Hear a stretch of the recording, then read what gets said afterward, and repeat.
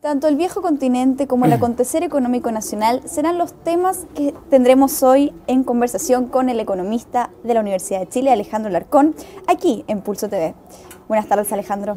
Buenas tardes, Antonella. Muchas gracias. ¿Te parece que empecemos hablando del viejo continente? Me parece muy bien. De Europa. Vemos la inflación en mínimos, pero el desempleo en máximos. ¿Podríamos hacer un panorama general económico de cómo se encuentra el continente? Muy bien. Bueno, la reacción de hoy día del Banco Central Europeo hasta cierto punto es lógica, de proveer de más liquidez en Europa. Bajó la tasa de 0,75 a 0,5 y lo que intenta es provocar un balance en la política fiscal que está bajo serio cuestionamiento de uso en Europa por los ajustes que están viviendo y que ha generado un debate a sí mismo si necesitamos en Europa más austeridad o menos austeridad. Entonces, en eso se está yendo el debate en Europa y buscando estimular a la economía, que este año va a estar en recesión, habría una recuperación el próximo año que todavía no está tan clara y por lo tanto estamos en un escenario donde el Banco Central Europeo se está haciendo cargo de estimular a la economía. ¿Qué efectos reales podría traer esto o prácticamente no tendría efectos la baja de estas tasas? No, yo creo que es una señal muy importante de que el Banco Central va a tomar carta en el asunto, dado que no se puede utilizar la política fiscal como una política que expanda el gasto de la economía por el exceso de endeudamiento que hay, ¿no es cierto?, que hemos discutido muchas veces. Podría tener un efecto positivo, aunque no extraordinariamente importante. Europa se va a arrastrar por bastante tiempo porque, unido a los problemas coyunturales, tiene problemas estructurales y esos problemas no se resuelven de la noche a la mañana. Considerando la crisis en la que está sometido el continente, ¿hay algunos países que estén exentos de esta situación? ¿Puede ser Francia, Alemania? Yo creo que no están exentos, ni siquiera Alemania, que está acercándose peligrosamente a la recesión también, porque está inmersa en la Unión Europea. Lo que pasa es que la situación es totalmente distinta en algunos países. En cuanto al costo de financiamiento, es mucho más bajo en los llamados países del norte, que serían los países ricos, entre comillas, y también por la calidad de las políticas macroeconómicas, donde no hay exceso de endeudamiento. Ahí estaría Alemania, Finlandia y otros países, en contraste de los llamados países, los PIGS, ¿no es cierto?, que está Portugal con muchos problemas, Irlanda sigue con problemas, España sigue con tasa de desempleo más del 25%, Italia, que acaba de nominar un primer ministro. Entonces, lo que yo veo en Europa es una fuerte heterogeneidad y eso amenaza la unión de los países y el euro en definitiva.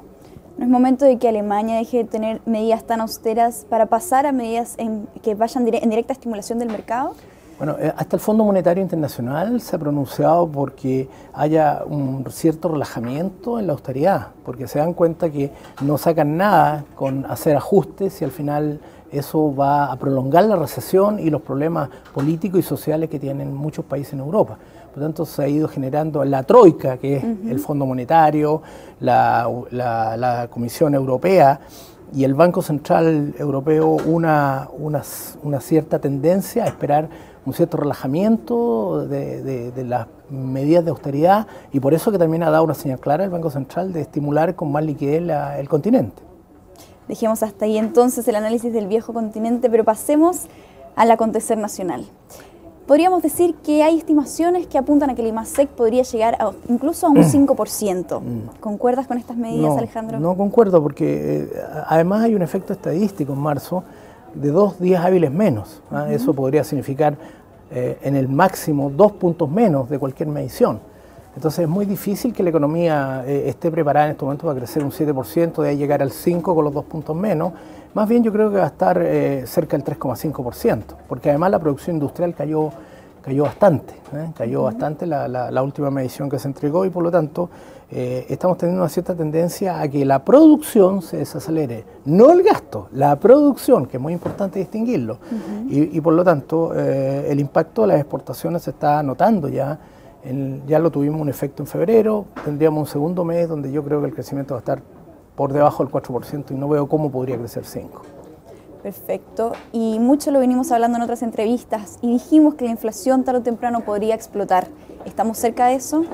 Bueno, el tema de la inflación es que, de acuerdo a estudios muy serios de varios colegas, está muy mal medida, muy mal medida.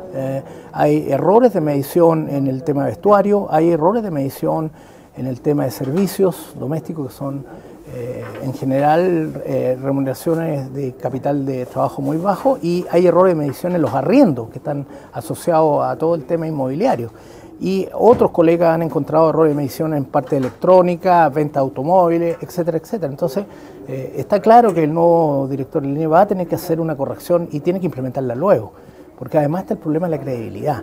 Cuando en un país empiezan a haber dudas respecto a una medición tan importante como es la inflación, imagínate tú que hay una cantidad de contratos indexados en UEF, hay una cantidad de instrumentos financieros indexados a la UEF. Entonces, yo encuentro extremadamente grave que esta situación se haya destapado de esta manera, y los estudios serios indican que hay una mala medición.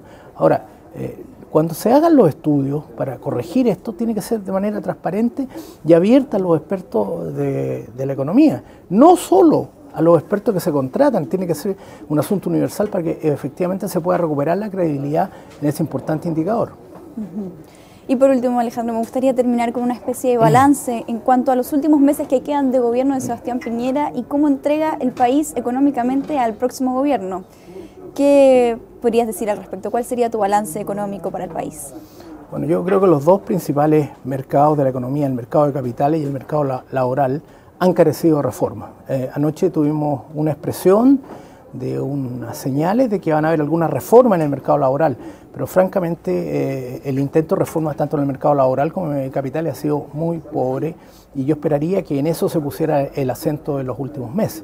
Ahora, yo sigo insistiendo que hay que tener mucho cuidado con el exceso de gasto en la economía. Yo esperaría que el gobierno indicara una señal respecto al balance estructural, por ejemplo, que fuera una regla más exigente para que los próximos años no tengamos problemas respecto del ciclo económico, y ya sabemos lo que pasa cuando hay exceso de gasto y exceso de endeudamiento en algún país. Europa lo está viviendo. Excelente, Alejandro. Muchas gracias por este comentario. Muy bien. Y muchas gracias a ustedes por acompañarnos en una nueva edición de Pulso TV. Que tengan muy buenas tardes.